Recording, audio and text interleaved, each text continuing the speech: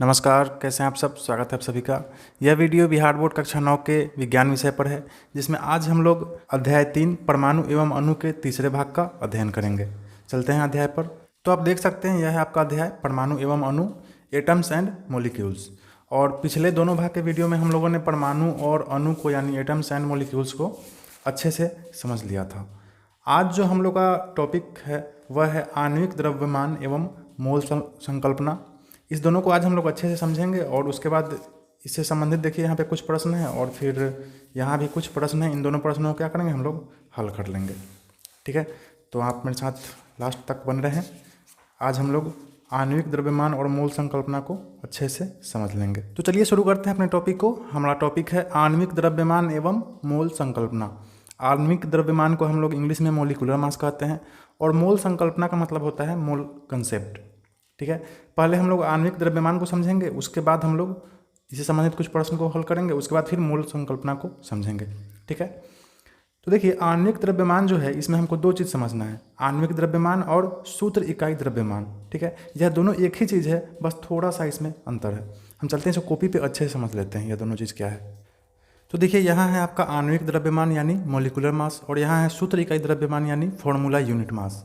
मैंने दोनों को एक ही जगह लिख दिया है ताकि इस दोनों के बीच का जो थोड़ा सा अंतर है वो आपको आसानी से समझ में आ जाए। ठीक है, अब देखिए आणविक द्रव्यमान क्या है। तो किसी पदार्थ का आणविक द्रव्यमान उसके सभी संगठक परमाणुओं के द्रव्यमानों का योग होता है। अब जैसे मान लीजिए कोई पदार्थ है, ठीक है, तो वह पदार्थ जिस जिस परमाणुओं से मिलकर बना हुआ है उस पदार्थ का अणु, ठीक है, उस सभी परमाणुओं का जो द्रव्यमान होगा उसका योग होगा। ठीक है, वही उस पदार्थ का आणविक द्रव्यमान कहलाएगा। ठीक, और जबकि सूत्र इकाई द्रव्यमान में क्या है कि सूत्र इकाई द्रव्यमान जो है यह किसी आयोनिक यौगिक के सभी संगठक परमाणुओं के द्रव्यमानों का योग होता है। ठीक है, देखिए सूत्र इकाई द्रव्यमान और आणविक द्रव्यमान यह दोनों क्या है, यह सभी संगठक परमाणुओं के द्रव्यमानों का योग है। ठीक है, यहाँ भी सभी संगठक परमाणुओं के द्रव्यमानों का योग है। ठीक, दोनों में क्या है, एक ही चीज़ है। लेकिन आणविक द्रव्यमान जो है यह हम किसी भी पदार्थ का निकालने के लिए करते हैं। ठीक, लेकिन सूत्र इकाई द्रव्यमान जो है यह सिर्फ और सिर्फ आयोनिक यौगिक के लिए यूज करते हैं। ठीक है, यानी अगर किसी आयोनिक यौगिक का सभी संगठक परमाणुओं का द्रव्यमानों का योग हम निकालेंगे तो वह क्या कहलाएगा, सूत्र इकाई द्रव्यमान। लेकिन अगर किसी भी पदार्थ का, ठीक है, सभी संगठक परमाणुओं के द्रव्यमानों का योग निकालेंगे, ठीक है, तो वह क्या कहलाएगा, आणविक द्रव्यमान कहलाएगा। ठीक है, चलिए अगर आप नहीं समझ में आए तो कोई दिक्कत नहीं है, आगे हम आपको उदाहरण देंगे, आपको आसानी से समझ में आ जाएगा। अब देखिए हमारा प्रश्न उठता है कि यह जो आणविक द्रव्यमान या सूत्र इकाई द्रव्यमान है इसको हम मापेंगे कैसे। जैसे कोई लंबाई होता है तो उसको हम लोग क्या करते हैं, मीटर में नापते हैं, है ना। कोई वजन वाला सामान होता है तो उसको हम लोग क्या करते हैं, किलोग्राम में नापते हैं, केजी में नापते हैं। ठीक उसी प्रकार किसी पदार्थ का जो आणविक द्रव्यमान होता है या किसी पदार्थ का सूत्र इकाई द्रव्यमान होता है उसको हम लोग परमाणु द्रव्यमान इकाई में नापते हैं। इसको इंग्लिश में कहते हैं एटॉमिक मास यूनिट। ठीक है, और इसका छोटा सा एक सिंबल है यू। ठीक, जैसे मीटर का एम होता है ना, किलोग्राम का केजी होता है, वैसे ही एटॉमिक मास यूनिट यानी परमाणु द्रव्यमान इकाई का क्या होता है, यू होता है। ठीक है, अब हम चलते हैं एक उदाहरण से, इसको हम आसानी से समझ लेते हैं। तो देखिए आणविक द्रव्यमान ज्ञात करने के लिए हम जल का उदाहरण लेंगे, है ना। जल एक पदार्थ है, ठीक, जिसका रासायनिक सूत्र है H2O। ठीक, और सूत्र इकाई द्रव्यमान ज्ञात करने के लिए हम NaCl का प्रयोग करेंगे। ठीक है, NaCl जो है यह एक आयोनिक यौगिक है। ठीक है, अब प्रश्न उठता है कि यह आयोनिक यौगिक कैसे है, तो यह भी आप पीछे पढ़ चुके हैं पिछले वीडियो में। तो पिछले वीडियो में आपने देखा था आयन क्या होता है इसमें, कि धातु एवं अधातु युक्त यौगिक आवेशित कणों से बने होते हैं। यानी ऐसे यौगिक जो धातु या अधातु से मिलकर बने हुए हैं, धातु और अधातु से, है ना, वे कैसे कणों से मिलकर, कैसे कण होते हैं उस पर, आवेशित कण होते हैं उस पर, है ना, चार्ज पार्टिकल होते हैं उस पर। ठीक है, किसी पर ऋण आयन होता है, किसी पर धन आयन होता है ना, किसी पर ऋण आवेश होता है, किसी पर धन आवेश होता है। ठीक, इसी में आगे एक उदाहरण भी दिया है आपको, देखिए NaCl का। ठीक है, सोडियम क्लोराइड यानी NaCl।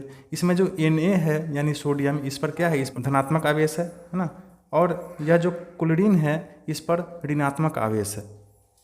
और यह दोनों आवेश जो है यह मिलके बन गया है NaCl यानी सोडियम क्लोराइड। ठीक है, तो यह जो NaCl है यह कैसा यौगिक है, यह आयोनिक यौगिक है।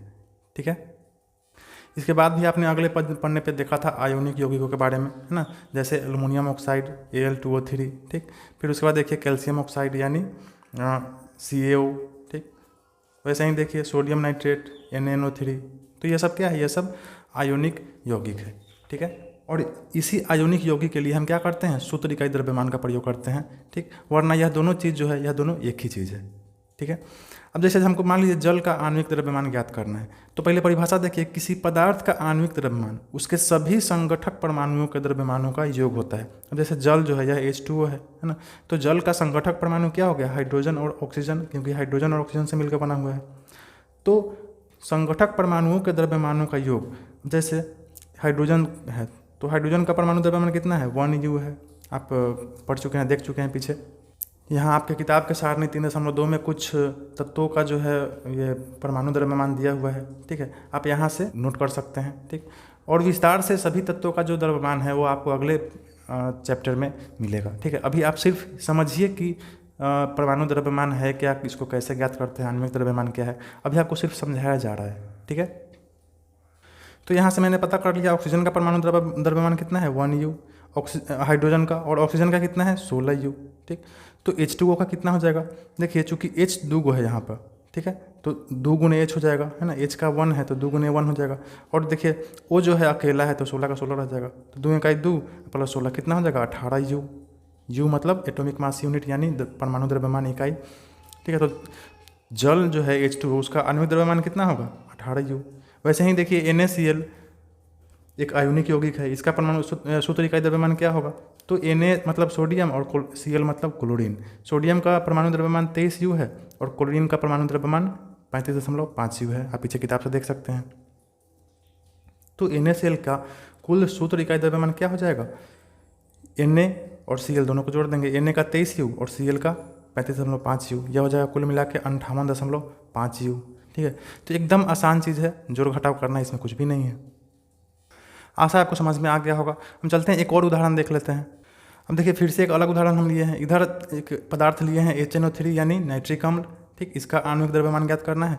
और इधर हम आयोनिक यौगिक में ले लिए हैं CaCl2 यानी कैल्शियम क्लोराइड, इसका आपको सूत्र इकाई द्रव्यमान ज्ञात करना है। ठीक है, कैसे करेंगे, तो नाइट्रिक अम्ल का सूत्र है HNO3 यानी हाइड्रोजन, नाइट्रोजन और ऑक्सीजन से मिलकर बना है नाइट्रिक अम्ल। ठीक, तो हाइड्रोजन का परमाणु द्रव्यमान 1U है, नाइट्रोजन का 14U है और ऑक्सीजन का 16U है। ठीक, तो HNO3 का आणविक द्रव्यमान क्या हो जाएगा, नाइट्रोजन का, ये हाइड्रोजन का जोड़ देंगे प्लस नाइट्रोजन का 14 जोड़ देंगे, और देखिए O जो है यह 3 परमाणु है ना, तो 16 को 3 से गुना कर देंगे, तो 16 तिहाई, 16 दूना 32, 16 तिहाई 48 हो जाएगा, और 14 प्लस 1 इतना रह जाएगा, सबको जोड़ेंगे तो कितना हो जाएगा, 63U।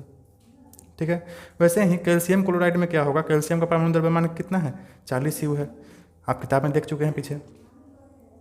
क्लोरीन का परमाणु द्रव्यमान कितना है, 35.5U। ठीक, अब देखिए CaCl2 का सूत्र इकाई द्रव्यमान ज्ञात करने के लिए आप क्या करेंगे, Ca का जोड़ देंगे 40, और देखिए Cl जो है यह 2 परमाणु है, तो Cl का जो परमाणु द्रव्यमान है उसमें हम 2 से गुना कर देंगे, तो यह हो जाएगा 40 प्लस 71, यह हो जाएगा 71। ठीक है, 40 और 71 कितना हो जाएगा, 111U। तो इस तरह से हम क्या कर सकते हैं, आणविक द्रव्यमान या सूत्र इकाई द्रव्यमान हम ज्ञात कर सकते हैं। एकदम आसान चीज़ है, आशा है आपको समझ में आ गया होगा। हम चलते हैं अगले टॉपिक पे। अब देखिए अभी जो आपने आणविक द्रव्यमान और सूत्र इकाई द्रव्यमान ज्ञात करना सीखा है उससे संबंधित देखिए 2 प्रश्न हैं। यहाँ पहले प्रश्न में निम्न यौगिकों के आणविक द्रव्यमान परिकलन करना है आपको। ठीक है, बहुत सारा यहाँ पे यौगिक है, और दूसरे में आपको सूत्र इकाई द्रव्यमान परिकलन करना है। देखिए यहाँ पे 3 है ना, आयोनिक यौगिक है, और इसमें जो आपको नहीं पता है, जो आपके किताब में नहीं दिया हुआ है, उसके यहाँ पे दिया भी हुआ है। ठीक है, तो एकदम आसान है, चलते हैं कॉपी पे। तो आपसे अनुरोध है पहले खुद से प्रयास करें, उसके बाद आप यहाँ पे हेल्प लें। ठीक है, पहला है H2 देखिए हाइड्रोजन का जो द्रव्यमान है, परमाणु द्रव्यमान, वह कितना है, 1 है ना, चूँकि 2 है तो 2 से गुना कर देंगे तो 2U हो जाएगा। वैसे ही ऑक्सीजन का परमाणु द्रव्यमान 16 है, 2 ऑक्सीजन है तो 16 दूना 32U। ठीक, क्लोरीन का 35.5 होता है। ठीक, और देखिए 2 क्लोरीन है तो 2 से गुना कर दिए हैं, 71U हो गया। ठीक, U मतलब परमाणु द्रव्यमान इकाई यानी एटॉमिक मास यूनिट। ठीक है, CO2 में देखिए कार्बन का 12 है, अकेला है, ऑक्सीजन 2 है तो 16 गुना 2 हो जाएगा। ठीक, 12 और 16 दूना 32 हो जाएगा 44U।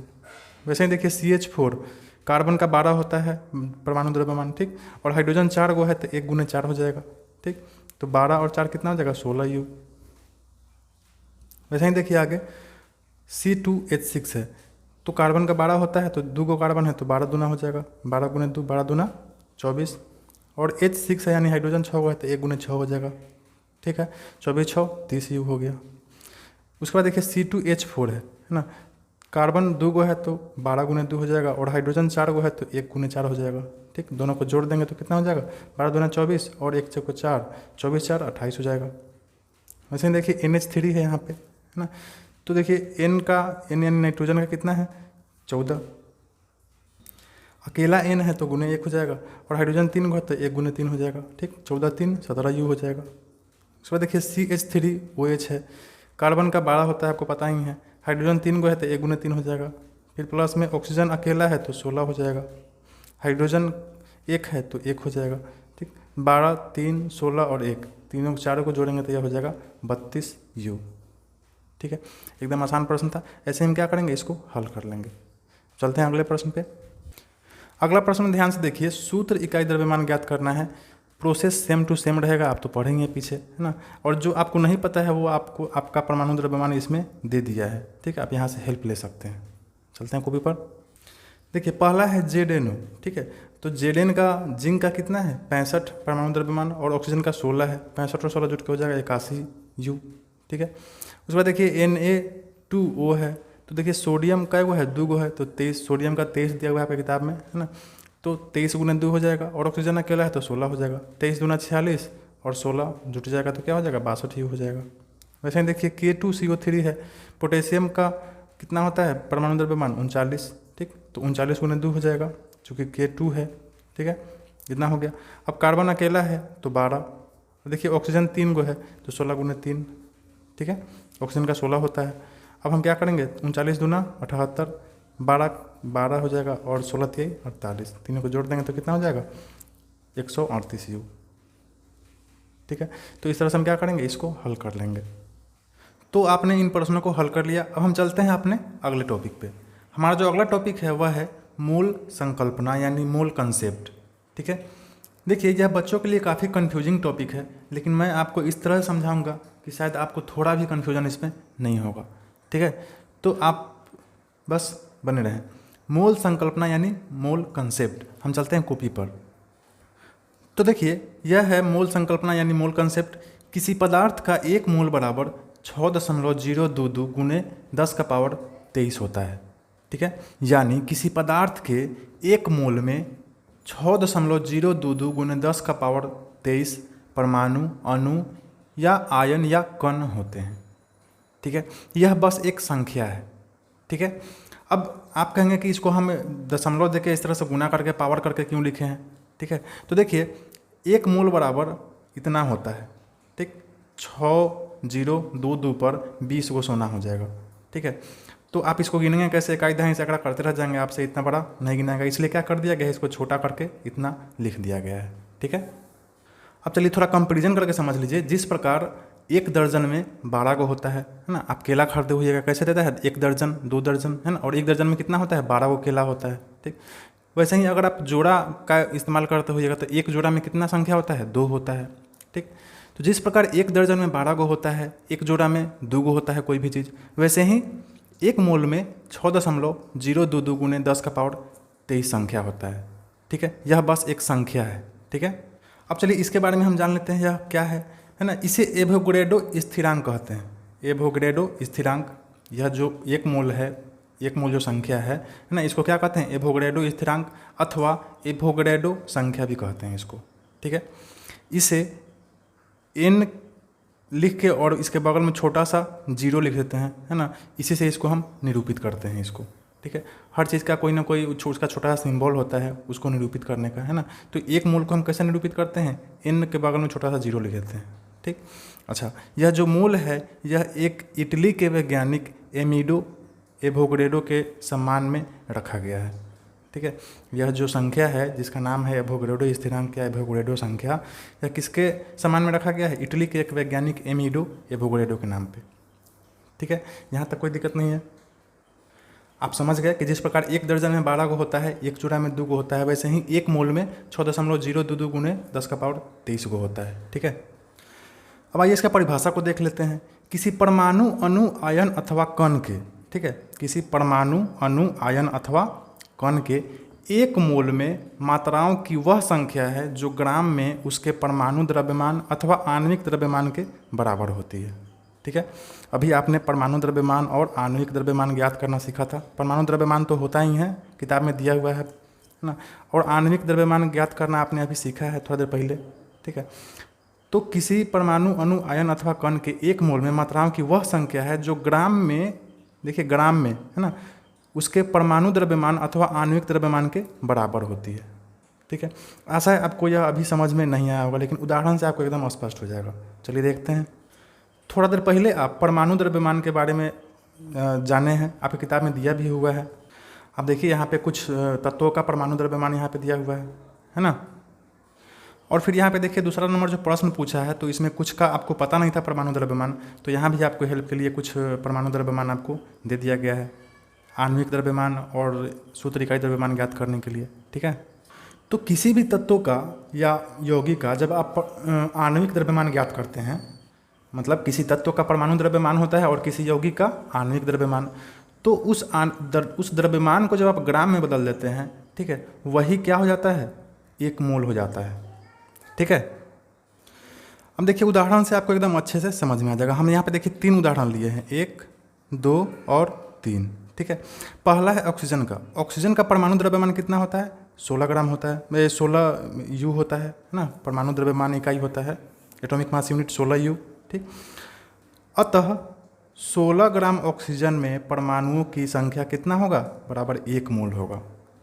ठीक है, परिभाषा को फिर से देख लीजिए। किसी परमाणु, अणु, आयन अथवा कण के एक मोल में मात्राओं की वह संख्या है जो ग्राम में उसके परमाणु द्रव्यमान अथवा आणविक द्रव्यमान के बराबर होती है। तो इसका जो परमाणु द्रव्यमान है, ठीक है, उसको आप अगर ग्राम में बदल देंगे, ठीक है, तो वह क्या हो जाएगा, वह 1 मोल के बराबर हो जाएगा। वैसे ही कार्बन का परमाणु द्रव्यमान कितना है, 12 यू है। ठीक है, 12 यू है ना। अब आप इस 12 यू को ग्राम में बदल देंगे तो 12 ग्राम हो जाएगा। इसका मतलब 12 ग्राम कार्बन में परमाणुओं की संख्या कितना होगा, कार्बन परमाणु संख्या हो जाएगा 1 मोल। ठीक है, 1 मोल क्या है, संख्या है। जिस प्रकार 1 दर्जन है 12 को, वैसे ही 1 मोल है। 1 मोल में कितना परमाणु होता है, 6.022 गुने 10 का पावर 23। अब देखिए यहाँ पे हम एक यौगिक का उदाहरण ले लिए हैं, H2O। ठीक है, H2O जो है हाइड्रोजन और ऑक्सीजन से मिलकर बना हुआ है, और इसका जो आणविक द्रव्यमान आप ज्ञात करना पीछे सीख चुके हैं। ठीक है, तो H2O यानी जल का आणविक द्रव्यमान कितना है, 18 यू है। ठीक है, अब आप इस 18 यू को जब ग्राम में बदल देंगे, ठीक है, इस 18 यू को ग्राम में बदलेंगे तो क्या हो जाएगा, 18 ग्राम। इसका मतलब क्या होगा कि 18 ग्राम जल में, 18 ग्राम H2O में, 18 ग्राम जल में अणुओं की संख्या कितना है, 1 मोल है। ठीक है, यह मोल क्या है, आशा है आपको समझ में आ गया होगा। अगर नहीं समझ में आया तो फिर से आप इसको रिपीट कर ले, आपको समझ में आ जाएगा। अब देखिए आपके किताब में पिछले पेज में एक टेबल है, इसको आप देखेंगे अगर, तो मोल, एवोगैड्रो संख्या और द्रव्यमान के बीच आपको संबंध समझ में आ जाएगा। ठीक है, जैसे देखिए पहला यहाँ पे देखिए, कार्बन परमाणु का 1 मोल कितना होगा। ठीक, तो कार्बन का परमाणु द्रव्यमान कितना होगा, 12 यू होता है। ठीक, अच्छा 12 यू को जो आप ग्राम में बदल देंगे तो यह जगह 12 ग्राम। ठीक, और 12 ग्राम में, 12 ग्राम कार्बन में कार्बन के परमाणु कितना हो जाएगा, 6.022 गुने 10 का पावर 23 यानी 1 मोल। ठीक, वैसे ही हाइड्रोजन परमाणु का 1 मोल कितना होगा, तो हाइड्रोजन का परमाणु द्रव्यमान कितना होता है, 1 यू होता है। इसको ग्राम में बदल देंगे तो कितना हो जाएगा, 1 ग्राम हाइड्रोजन। तो 1 ग्राम हाइड्रोजन में हाइड्रोजन का परमाणु कितना होगा, 6.022 यानी 10 का पावर 23 यानी 1 मोल हो जाएगा।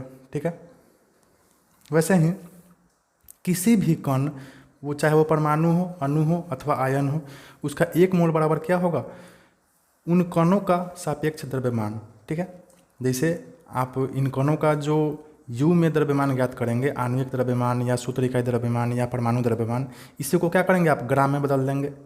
ठीक है, और उतना ग्राम बराबर क्या हो जाएगा, 1 मोल उस कण की संख्या हो जाएगा। ठीक है, इस तरह से आप इसको समझ सकते हैं, है आसान अगर आप समझ गए तो। अब चलिए, आपने जो अभी पढ़ा है मूल कंसेप्ट, उससे संबंधित 2 प्रश्न हैं। इन दोनों प्रश्नों को हम लोग हल करते हैं। पहला प्रश्न है, यदि कार्बन परमाणुओं के 1 मोल का द्रव्यमान 12 ग्राम है तो कार्बन के 1 परमाणु का द्रव्यमान क्या होगा। ठीक है, पहले तो आप खुद से इसको समझने का प्रयास करें, हल करने का प्रयास करें। और नहीं हल हो तब आगे आप सहारा ले मेरा। चलते हैं कॉपी पर। एक बार फिर से प्रश्न को समझ ले। यदि कार्बन परमाणुओं के 1 मोल का द्रव्यमान 12 ग्राम है तो कार्बन के 1 परमाणु का द्रव्यमान कितना होगा? ठीक है, चलिए इसको हल कर लेते हैं। कार्बन परमाणु का 1 मोल का द्रव्यमान कितना दिया हुआ है क्वेश्चन में? 12 ग्राम। ठीक है, इसका मतलब क्या हुआ कि 6.022 गुने 10 का पावर 23 कार्बन के परमाणु का द्रव्यमान कितना है? 12 ग्राम। ठीक है, कार्बन परमाणु का 1 मोल का द्रव्यमान इतना है, और 1 मोल का मतलब क्या होता है? इतना। ठीक है, इसका मतलब क्या हुआ? इतना कार्बन के परमाणु का द्रव्यमान क्या होगा? 12 ग्राम होगा। ठीक, अच्छा, एक एक नियम से तो आपको पता है, जब इतना कार्बन के परमाणु का द्रव्यमान इतना है, 12 ग्राम है, तो 1 कार्बन के परमाणु का द्रव्यमान क्या होगा? इसमें क्या होता है? इधर वाला भाग हो जाता है, तो ये हम किए हैं 12 भागा 1 मोल कर दिए हैं। ठीक है, अब देखिए यहाँ से यह दशमलव हटेगा तो क्या हो जाएगा? यहाँ गुने 1 2 3, यानी 3 गो सोना से गुना हो जाएगा। ठीक है, यह हो जाएगा आपका 12,000 बटा 6,022 हो जाएगा, गुने 10 का पावर 23 है तो उतना रहने दिए हैं। अब देखिए यह आपको कट जाएगा 2 से 6,000, और यह 2 से कट जाएगा 3,011 मरतबे। ठीक है, अब यह क्या हो जाएगा आपका? यह हो जाएगा आपका 6,000 बटा 3,011 गुने 1 बटा 10 का पावर 23। ठीक, अब देखिए यह तो कटेगा नहीं, आपको क्या करना पड़ेगा? भाग करना पड़ेगा। ठीक है, भाग करके देखना पड़ेगा। देखिए केमिस्ट्री में जो न्यूमेरिकल्स होते हैं उसमें थोड़ा मैथ जो होता है वो थोड़ा इसी तरह से उठपटांग भाग गुना होता है ना, वो आपको करना पड़ेगा। ठीक है, तो देखिए जब आप 6,000 में 3,011 से भाग करके देखेंगे तो आपको पूरा भाग नहीं करना है, बस दशमलव के 2 या 3 अंक तक भाग करना है। ठीक है, तो 2 अंक तक अगर आप भाग करेंगे तो यह हो जाएगा आपका 1.99। ठीक, अब देखिए गुने 1 बटा 10 का पावर 23 है, और आपको सूत्र पता है कि जब किसी संख्या के बट्टा में कोई संख्या होता है और उस संख्या पर कुछ पावर होता है, ठीक है, तो ऊपर जाने के बाद क्या होता है? वह पावर माइनस में बदल जाता है। ठीक, यानी यह हो जाएगा आपको 10 का पावर -23। ठीक, 1 बटा 10 का पावर 23 है, और यह ऊपर जाएगा तो यह हो जाएगा 10 का पावर -23।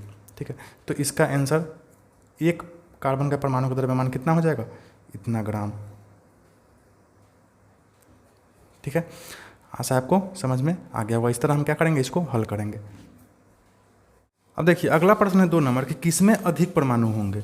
देखिए आपके पास 100 ग्राम सोडियम है और 100 ग्राम लोहा है। ठीक है, आपको यह बताना है कि इस दोनों में किसमें ज़्यादा परमाणु होगा। ठीक है, देखिए यहाँ पे सोडियम का परमाणु द्रव्यमान दिया हुआ है 23 U, और लोहा का भी परमाणु द्रव्यमान आपको दिया हुआ है 56 U। तो आप जब द्रव्यमान दिया हुआ है तो आप मोल का इस्तेमाल करके आसानी से पता कर सकते हैं। ठीक है, आप प्रयास करें खुद से, नहीं बने तब आके आप सहारा ले वीडियो का। तो आइए पहले प्रश्न को समझिए, किसमें अधिक परमाणु होंगे। आपके पास 100 ग्राम सोडियम है और 100 ग्राम लोहा है, आपको यह पता करना है कि दोनों में से किसमें अधिक परमाणु होगा। ठीक है, तो देखिए सोडियम का परमाणु द्रव्यमान कितना दिया हुआ है? 23 U। आप पहले सोडियम के बारे में समझिए, उसके बाद इधर समझिएगा। सोडियम का परमाणु द्रव्यमान कितना दिया है? 23 U। इसका मतलब क्या हुआ कि 23 ग्राम सोडियम में कुल परमाणु कितना है? 6.022 गुने 10 का पावर 23। अभी आपने मूल संकल्पना में इस चीज़ को समझा था। ठीक, कि जितना U रहता है उसका द्रव्यमान उतना ही उसको ग्राम में कर देते हैं तो वह मोल में बदल जाता है। ठीक, अब जब 23 ग्राम सोडियम में कुल परमाणु इतना है, ठीक है, तो 1 ग्राम सोडियम में कुल परमाणु कितना होगा? इतना भागा 23 कर देंगे। ठीक, अच्छा 100 ग्राम सोडियम में कुल परमाणु कितना होगा? तो इतना बटा 23 है ही, इसमें हम 100 से गुना कर देंगे, आसानी से हो गया। अब देखिए केमिस्ट्री में न्यूमेरिकल को हल करना आसान है, बस जोड़ घटाव गुना करना ही बहुत मुश्किल है ना। ये सब जो गुना भाग करना है यही आपके लिए थोड़ा सा मुश्किल होगा। इसको आप जितना ज़्यादा प्रयास करेंगे उतना ज़्यादा आपको अच्छे से समझ में आएगा। हम क्या करेंगे, पहले इसको और इसको गुना कर देंगे। ठीक है, जब इस दोनों को आप गुना कीजिएगा तो यह हो जाएगा 6 से 2.2। ठीक, बटा 23 है तो 23 रहने देंगे, और 10 का पावर 23 को हम अलग कर देंगे। ठीक है, अब हम क्या करेंगे, इसको हम भाग करेंगे। जिस तरह भाग करते हैं, भाग बनाते हैं, आपको वैसे ही क्या करना होगा, आपको भाग करना होगा दशमलव के ज़्यादा नहीं, दशमलव के मात्र 2 अंक तक। ठीक, तो कितना आएगा जब इसको भाग करेंगे तो 26.18। 10 का पावर 23 है तो 10 का पावर 23 कर रहने देंगे। ठीक, अब देखिए यह जो दशमलव है इसको हमको 1 अंक पर लाना है, 1 अंक के बाद दशमलव लाना मतलब हम लोग लाते हैं। ठीक, तब हम कंपेयर कर पाएंगे। तो दशमलव जब इधर से इधर खसेगा इसका मतलब हम क्या कर रहे हैं, 10 से भाग दे रहे हैं। ठीक, और जब 10 से भाग दे रहे हैं तो 10 से गुना भी करना पड़ेगा, यानी 10 का पावर 23 है तो इसको 10 का पावर 24 कर देना पड़ेगा। ठीक, तो 2.618 गुने 10 का पावर 24 हो गया। यहाँ से कहने का मतलब 100 ग्राम सोडियम में कुल परमाणु कितना है? 2.618 गुने 10 का पावर 24। ठीक है, अब हम आते हैं लोहा में। लोहा का परमाणु द्रव्यमान कितना दिया है प्रश्न में आपके 56 U। ठीक, तो इसका मतलब क्या होगा कि 56 ग्राम लोहा में कुल परमाणु कितना है, इतना मोल, कुल परमाणु की संख्या कितना है, इतना है। ठीक, यानी 1 मोल है। तो 1 ग्राम में कितना होगा, इतना बटा 56 हो जाएगा। एक एक नियम आपको पता होगा, अगर गणित में पढ़े होंगे तो 8वीं कक्षा में पढ़ना है, 7वीं कक्षा में पढ़ना है, एक नियम। ठीक, जब 1 ग्राम में इतना है तो 100 ग्राम लोहा में कितना होगा, इतना बट गुने 100 कर देंगे। ठीक, अच्छा वही बात है, गणना करना ही मुश्किल है केमिस्ट्री में। ठीक, देखिए हम इसको इससे गुना कर देंगे। ठीक है, तो यह 602.2 हो जाएगा। अब भागा 56 है तो 56 से हम क्या करेंगे, इसमें भाग कर देंगे। जब इसको आप भाग करेंगे तो दशमलव के 2 अंक तक भाग करना है, आएगा 10.75। 10 का पावर 23 है तो इसको अलग लिख देंगे। ठीक, अब इस दशमलव को हम एक इधर खसका देंगे, तो क्या कर रहे हैं, 10 से भाग दे रहे हैं। तो जब 10 से भाग दे रहे हैं तो 10 से गुना भी करना पड़ेगा, है ना। तो यह 10 का पावर 23 है, या 10 का पावर 24 हो जाएगा, और यह दशमलव इधर खसक जाएगा, यानी यह हो जाएगा 1.075 गुने 10 का पावर 24 परमाणु। तो कहने का मतलब 100 ग्राम लोहा में कुल परमाणु कितना हो गया, 1.075 गुने 10 का पावर 24। और 100 ग्राम लोहा में इतना है, और 100 ग्राम सोडियम में कुल परमाणु कितना है, इतना है। अब आप ही तय कर लीजिए कि किस में ज़्यादा है। देख सकते हैं आप, यहाँ पे 1 दशमलव कुछ है, उतना ही बाकी सब है गुने, और यहाँ पे देखिए 2 दशमलव कुछ है। ठीक, यहाँ भी 10 का पावर 24 है, यहाँ भी 10 का पावर 24 है, जाहिर सी बात है यह ज़्यादा है। ठीक, और यह क्या है, 100 ग्राम सोडियम। तो हम लिख लेंगे अतः 100 ग्राम सोडियम में अधिक परमाणु होंगे। ठीक है, आशा है आपको समझ में आ गया होगा, नहीं आया तो दोबारा रिपीट करें, आपको समझ में आ जाएगा। ठीक, तो यह था आपका 2 प्रश्न, इन दोनों प्रश्नों को आपने हल कर लिया। इसके साथ ही आपका जो यह अध्याय था ना, परमाणु एवं अणु, यह खत्म हो गया। ठीक है, अब इसके बाद देखिए कुछ अभ्यास प्रश्न हैं, इसमें ज़्यादा नहीं, 11 अभ्यास प्रश्न हैं। ठीक है, अगले वीडियो में हम लास्ट इसका जो पार्ट होगा, इसमें हम इन 11 क्वेश्चन को आपको हल करके बता देंगे, समझा देंगे। ठीक है, इसी के साथ आपका यह अध्याय खत्म हो जाएगा। ठीक, आज का यह वीडियो आपको कैसा लगा, मूल कंसेप्ट समझ में आया या नहीं आया, है ना, आप हमें कमेंट करके ज़रूर बताएं। वीडियो अच्छा लगा तो कृपया वीडियो को लाइक कर दें, मेरे चैनल को सब्सक्राइब कर ले, बेल आइकन को दबा ले, ताकि हमेशा नया वीडियो का नोटिफिकेशन आपके मोबाइल में आता रहे। और कृपया करके आप मेरे चैनल को सब्सक्राइब कर लें। मैं हमेशा अपने यूट्यूब स्टूडियो के एनालिटिक्स में देखता रहता हूँ कि 70% मेरे ऐसे व्यूअर हैं मेरे चैनल के, जिन्होंने मुझे सब्सक्राइब नहीं किया है, वो बिना सब्सक्राइब किए मेरे वीडियोज़ को देखते रहते हैं, है ना। तो कृपया करें कि वैसा आप नहीं करें, आप मुझे सब्सक्राइब करेंगे तो मुझे ज़्यादा से ज़्यादा सपोर्ट मिलेगा, है ना, मेरे चैनल के ज़्यादा से ज़्यादा व्यूअर्स बढ़ेंगे।